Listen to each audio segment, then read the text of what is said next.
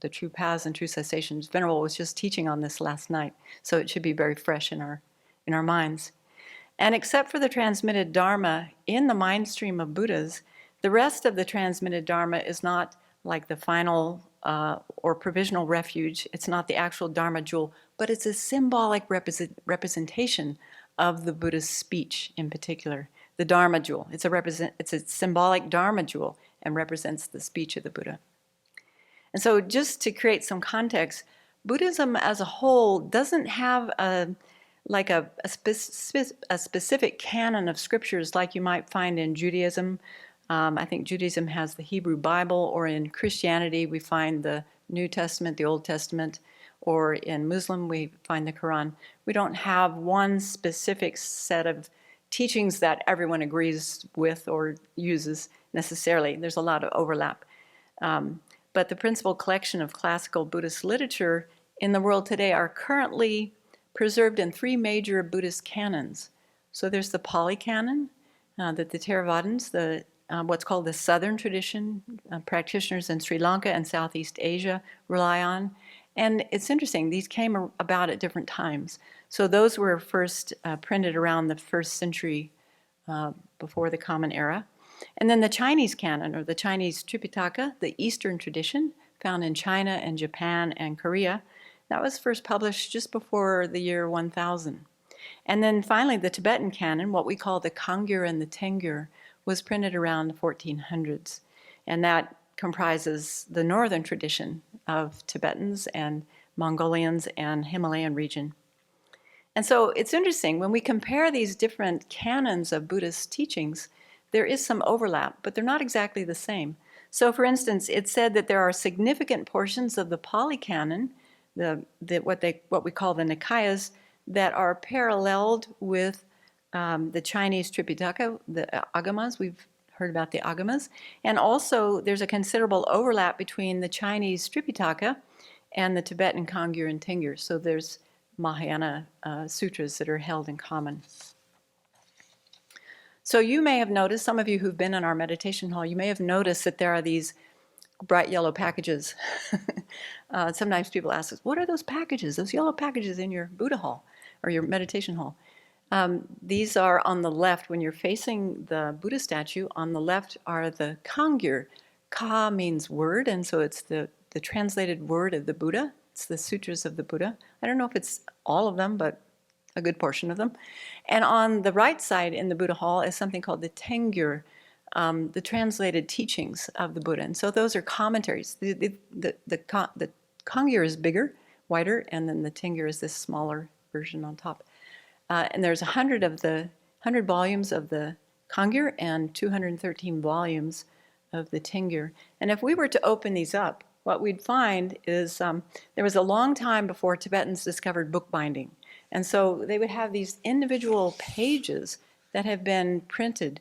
In the old days, they were ink block printed. Is that wooden wooden block printed with the ink rolled on it and then stamped? And then later there were different types of printing. Usually they would be printed on both sides, so someone would be turning these pages like this. And so inside, that's what you find. Nowadays, you find the Kangyur and Tengyur online. It's digitized. And also you find it in bound books as well. So we're very fortunate here at the Abbey that we have 2 complete sets of the Kangyur and Tengyur. I remember His Holiness one time coming to a monastery and pointing to the Kangyur and Tengyur and saying, these aren't just for decoration, are they? And so he really wants us to study these. And we do here at the Abbey. We've been studying, for instance, the parts of the Sublime Continuum in the 4th volume of the Library of Wisdom and Compassion. And so what's contained in the Kangyur and Tengyur? We have some printouts of the different texts. So just to give you an idea, like in the Kangyur, the words of the Buddha, there are 13 volumes of the Vinaya, the discipline for the monastics primarily, 12 volumes of Prajnaparamita that cover the 20,000 line Prajnaparamita, 3 volumes that cover the 100,000 line Prajnaparamita. There's 1 volume of the Prajnaparamita and 8,000 lines, so a lot of emphasis on wisdom. 3 Prajnaparamitas in few words, and probably the Heart Sutras included in there, and then miscellaneous wisdom texts, 2 of those, and then 6 jewel peak Ratnakuta. I have no idea what that is, but Ratnakuta.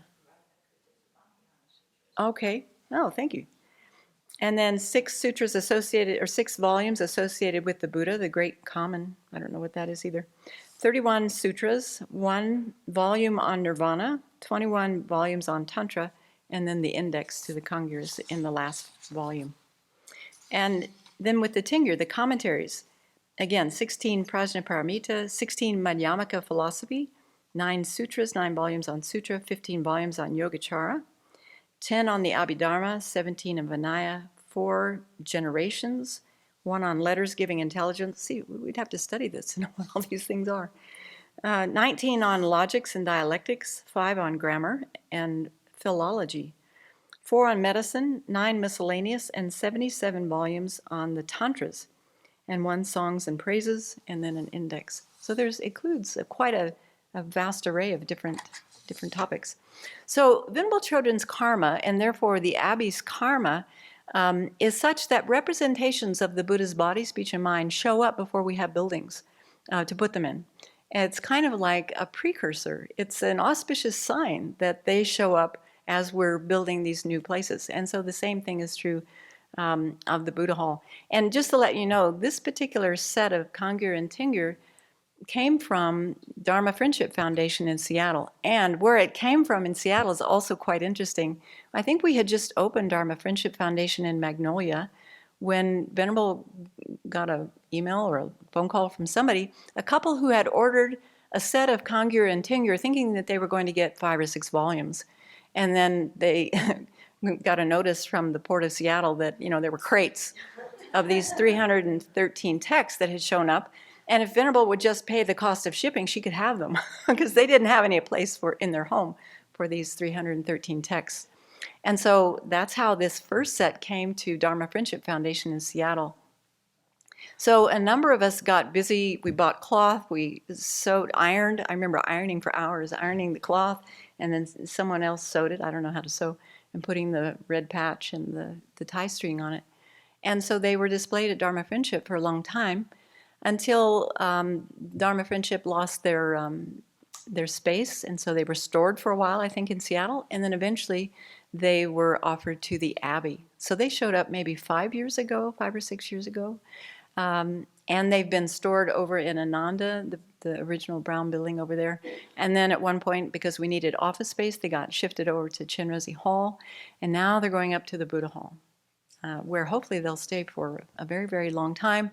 And although we probably can't reach them, there'll be decoration for a while, but we'll have another set that will be lower that we can actually access when we have Tibetan teachers here and people who can read the text. Yes, Venerable. There's a group called 84,000 who are translating the Tibetan canon into English, and there's an event that happens, from time to time in the Tibetan community where they take out the whole Kangyur and share the texts among everybody. Comes to the main temple, thousands of people. They distribute the text and everybody reads it so that you have the whole canon, all the Mahayana sutras, Pali sutras, read out together so that everybody hears them, because it says that to just hear the sound of the teachings puts good imprints on the mind stream. And so 84,000, which is in the process of translating all the Kangyur into English, they finished, not the whole thing, but with the 20,000 or 25,000 line Prajnaparamita.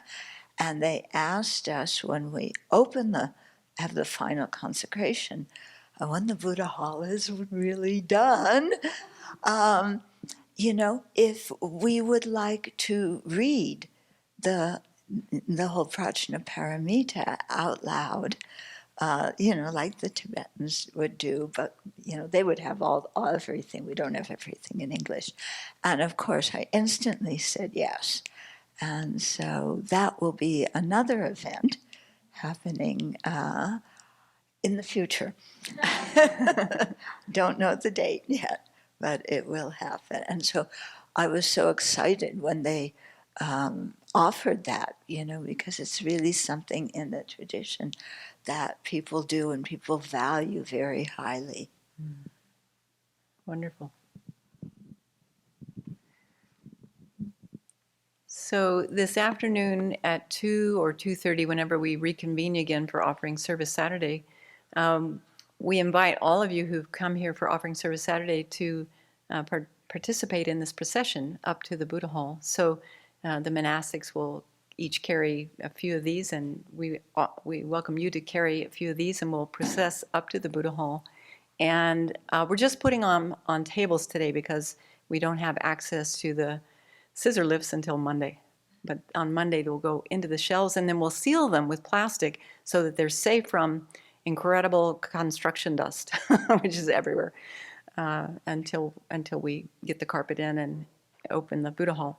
So I just invite you to rejoice with me that the Buddha's teachings and the commentaries to those teachings still exist in this day and age in their pure form, and that we have access to highly realized teachers who can explain these teachings to us, and that each of us have some interest in actualizing the Buddha's teachings in our own hearts so that we can be of greatest benefit to all beings. So today is a day to rejoice and to really feel happy that we're inviting the Buddha's transmitted Dharma into the Buddha Hall.